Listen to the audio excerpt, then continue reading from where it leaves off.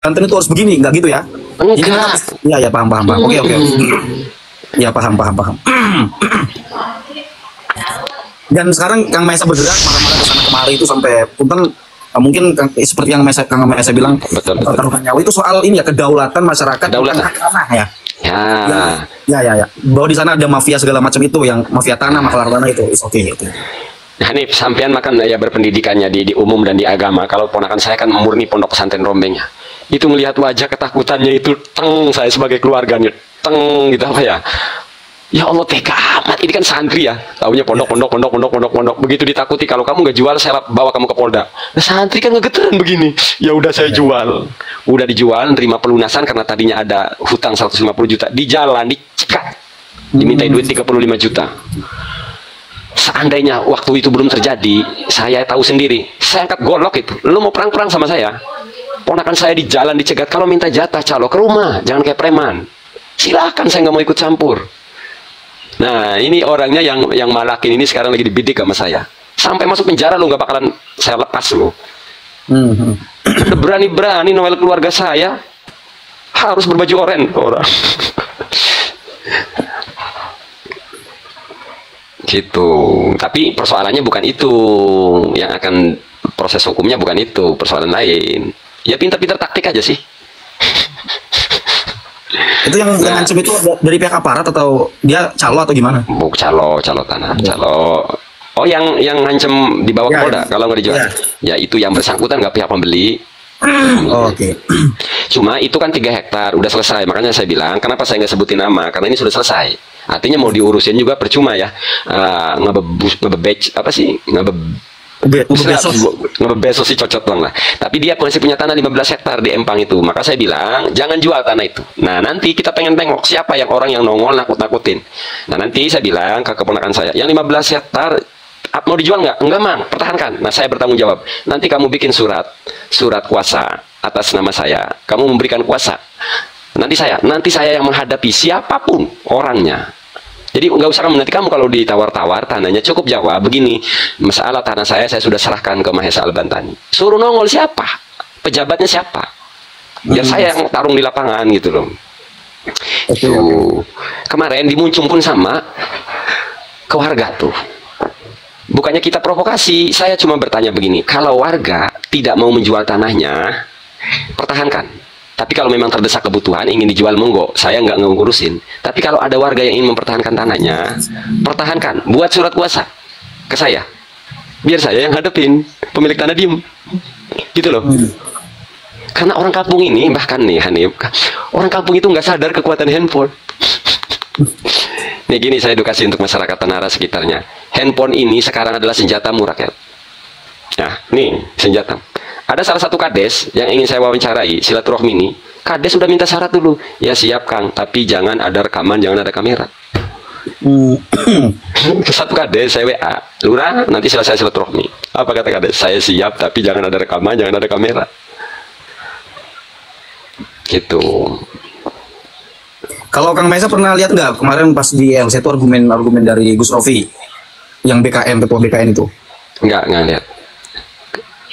Kalau yang saya lihat itu kan Gus Rofi lebih mengarah ke teknis ya, bahwa PSM ini sudah memenuhi prosedural, jadi tanah PIK dibeli berbarengan dengan PSM, di mana tanah PSM itu nanti lahan-lahan milik negara dikelola dan yang pihak pengelola itu kalau nggak salah PIK ya, di mana PIK ini juga berbarengan itu membeli tanah di masyarakat. Nah, dari prosedural ini kan clear tuh. Nah, ketika saya melihat Kang Maesa sekarang, bentar kan? Ketika saya melihat argumentasi Kang Maesa sekarang, berarti konteksnya itu pada maklar ya, atau mafia, atau ada ketidakadilan yang ini melanggar kedaulatan soal dijual tanah. Jadi seolah-olah masyarakat yang keterbelakang ini dimanfaatkan, dieksploitasi dari pengetahuan yang kurang ya soal tanah. Ya. Enggak gini, termasuk soal PIK kan masalah pagar laut ini belum selesai ini ya. Lalu selesai. Faktanya pagar laut dibongkar dan tidak dibenarkan. Lucunya sudah ada HGB. Nah, itu terlalu panjang ya kalau kita ngebahas pagar laut, karena sudah bermalam-malam ya kita, sampai ada datang narasumber 2 orang, yang satu si pekerja yang menancapkan bambunya, yang satu orang yang menyaksikan itu di Tanara. Makanya kedatangan saya ke Polda nanti akan bawa 2 kasus. Yang satu kasus penipuan, warga dimintai duit puluhan juta untuk sertifikat, dan sertifikatnya nggak nongol. Sertifikat apa tanah? Tanah. Tapi ini bukan, sekali lagi ini bukan kaitannya PIK ya. Jadi ini ngomong sama sampean ini ribet. Jadi seolah-olah nanti saya mengkaitkan mafia tanah kepada PIK. Padahal nggak nih ya, ini disclaimer ya. Kalau kita bicara mafia tanah itu nggak ada hubungannya sama PIK. Jadi ya, artinya kita tidak menyalahkan PIK. Ya, okay. Makanya kemarin saya sempat jengkel sama Ropik itu, Mahesa nggak bisa bedain PSN mana proyek PIK. Saya mana bedain mana PSN, mana PIK secara keumuman, bahkan saya mana bisa ngebedain mana perbuatan mafia tanah. Kita bisa bedain nih, mau kita di lapangan kok. Kita tahu. Makanya kemarin, jujur setelah di LC, setelah di kabar malam, itu saya sampai mengkhawatirkan Khalid. Kan saya ikut bareng itu, di TV One itu. Kang, kok nyebutin nama Aguan? Artinya belum terbukti gitu loh. Jangan dulu masalah pagar laut ini. Tapi katakan Khalid, pokoknya. Oh ya sudah, gak maksudnya ini kan sama-sama rekan perjuangan ya. Kita kan khawatir aja deg-degan. Makanya terkait pagar laut juga di Tanara, Hanif. Itu saya sebut, ini yang punya proyek ini mantan Kades. Kesananya, ya kita nggak tahu. Yang ada buktinya si Pulan melarang warganya untuk demo, bahkan memberikan kompensasi. Sekarang gini, kalau ada warga mau demo lalu diberikan kompensasi 20 juta, ya berarti kan ini pemilik program, proyek. Simpel saya mah. Nah ke atasnya wallahu alam, tinggal disiduk aja. Nah inilah nanti kedatangan kita ke Polda Banten menuntut keadilan itu. Tolong dong tegakkan hukum setegak-tegaknya gitu loh. Saya tuh sering nyombong, Hanif, karena kebetulan memang saya makhluk Allah paling sombong sealam semesta, melebihi iblisnya. Kamu belum tahu, Hanif? Saya makhluk Allah paling sombong, melebihi iblis. Belum tahu? Nggak tahu. Iblis baru sekali melanggar perintah Allah. Iblis baru sekali sombong. Saya berkali-kali sombong. Melanggar perintah Allah saya sering. Jadi iblis kalah reputasi ya sama saya. Nah, jadi gini, saya sering nyombong begini. Terhadap polemik mafia tanah, pagar. Wis jangan terlalu banyak teori, banyak alibi. Saya sering ngomong, kasih saya wewenang setara Jenderal Bintang 1. Seminggu saya kelarin itu.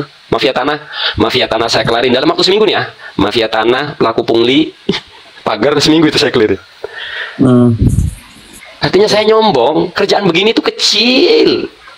Yang jadi sulit untuk rakyat tidak berwenang di situ, tidak membidangi itu, tidak boleh bertindak. Masyarakat itu bukan eksekutif. Masyarakat itu bosnya Polri dan TNI. Sepakat nggak, Hanif? Sepakat. Nah, maka kedatangan kita ke Polda, iya, makanya kedatangan kita ke Polda mau kami datang sebagai rakyat, sebagai bosnya Polri, meminta tolong selesaikan kerja yang benar gitu loh. Sebagai bosnya Polri nanti nongol di Polda Banten.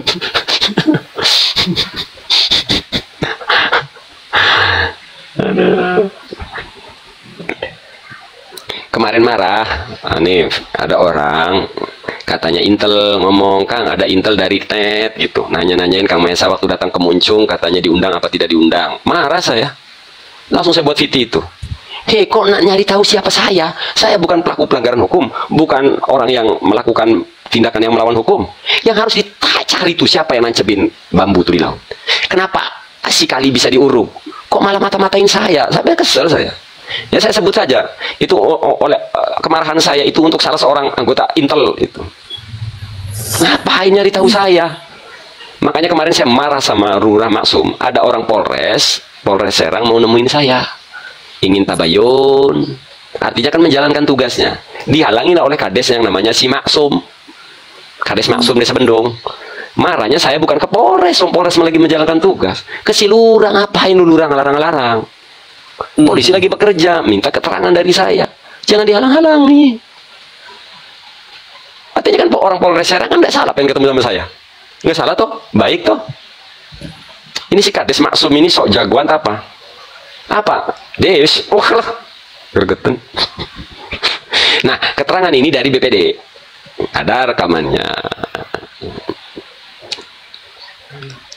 Kang, saya mau nanya satu hal ini soal Kiai di Banten bergerak. Sempat ramai tuh. Tetangga saya di Cirebon itu sampai banyak yang nanya itu siapa Mahesa, saya ketawa aja. Belum tahu Mahesa kayaknya. Sombong amat mungkin gitu kan. Oke, saya klarifikasi di sini, saya lurusin ya, karena yang nanya santri NU dan enak diajak bicara. Kalau santri NU-nya ngegas, saya lebih ngegas. Jadi gini, awalnya bahkan ketika waktu itu Kang Mahesa buat video Kiai Madudin ya. Nah, waktu itu saya sampai konfirmasi ke Kiai Madudin, ini Kiai gimana? Soal PIK. Nah, Kiai Madudin tanggapannya cukup bijak sih. Saya belum mau bicara karena belum tahu persoalan itu. Itu Oke, kan. maklum berarti kalau begitu. Oke, maklum. Nah, jadi saya kronologisnya kenapa saya ngomong mati aja itu kan ke kiai-kiai. Nah, jadi gini biar paham nih kondisinya. Ada video saya yang di akun yang sudah tumbang, tapi udah di-up lagi oleh Embruter ya. Nah, kamu main medsos lama belum punya pasukan. Nah, jadi sampai saya tangan begini. Tolonglah kiai kalau tidak mau melakukan untuk rakyat Banten, lakukanlah demi Syekh Nawawi. Daerah kami berpotensi digusur gitu. Sampai begini tangan saya. Jadi nggak ada kritik. Jadi murni minta tolong kepada para kiai untuk bersuara. Yang saya minta itu bukan turun di lapangan. Makanya ketika ada yang berargumen kiai kok disuruh turun, siapa yang minta kiai turun? Kiai selepas ngaji saya cuma minta bersuara nolak PIK. Jadi sampai tangan begini halus, ada video saya masih utuh. Masih ada semua. Nah, sebulan kemudian ada acara di Jakarta ngumpulin jutaan manusia, ratusan ribu manusia, tapi di situ tidak membahas Banten, yang dibahas Palestina. Nah, kronologisnya biar jelas, Hanif. Disitulah kemuncakan kemarahan saya keluar. Yes! Kenapa? Ada yang di depan mata. Nah, Palestina itu kan mirip Banten. Awalnya husnudzon, silahkan kalau mau tempat tinggal di tanah kami. Dikasih lokasi lah. Si bani-bani sereal. Dikasih. Apa yang terjadi? Menindas rakyat Palestina. Nah, hal serupa terjadi di Banten. Kau nunggu ditindas dulu rakyat Banten. Nah, jadi saya kemarin marah itu tidak spontan. Awalnya santun dulu selama sebulan. Ada tanggal-tanggalnya detail kita. Sebulan ada acara. Tapi tidak membahas Banten. Disitulah kemarahan saya. Kenapa yang dibahas cuma Palestina? Kenapa tidak Banten? Disitulah saya ngamuk. Ceger gitu loh. Gitu. Makanya kendati saya kan ngomong, kendati bahasa saya umum saya batasi, gitu loh ya. Cuma kan mohon maaf ya, ini kan orang katanya santri tapi nggak paham bahasa saya. Keumuman ini saya batasi, yang takut. Kenapa? Saya ini kan soal medsos, Hanif. Kita harus pintar menggoreng medsos. Tapi tetap kalimat saya masih bisa saya pertanggungjawabkan. Yang takut, husnudzon saya nggak ada kiai takut. Ini soal narasi loh, ini soal setel. Jadi ada orang yang terlalu ngebahas yang tidak urgent, tidak penting, ngebahas ngejelek-jelekin kiai sebanten. Saya sedang menghina kiai itu secara keumuman berpotensi kafir. Nggak usah ngajarin saya begitu-begituan. Ya. Jadi kendati saya menggunakan kata sebenarnya maksus, maksus. Termasuk KMUI Provinsi Banten. Ya saya batasi kan, yang datang gitu loh. Tapi ada orang MUI Banten yang tidak terima. Kamu datang nggak, Pak Kiai? Enggak. Lah kan saya ngomong Kiai MUI Provinsi yang datang. Kenapa saya sebut MUI Provinsi Banten? Lah ya dia mengatasnamakan MUI kok. Kok saya salah? Salahnya di mana? Mestinya kan yang harus disalahin adalah mereka yang mengatasnamakan MUI. Mestinya mereka itu jangan bawa-bawa MUI dong. Personal aja. Ya. Ya enggak? Sama kayak kemarin saat saya nanggapi Kiai Said, saya sebutin NU. Karena pihak Kiai Saidnya yang bawa-bawa NU, bukan saya. Tadinya saya cuma Kiai Said. Nggak pernah saya ngomong-ngomong NU. Nah, Cak Rocky kan ngomong Kiai Said ini mustasar NU. Oh, nurunin NU, bawa NU. Nah, siapa sebenarnya ini? Lalu kemarin malam gini Hanif, ada yang nanya, Kang, iya kritik boleh tapi pakai akhlak.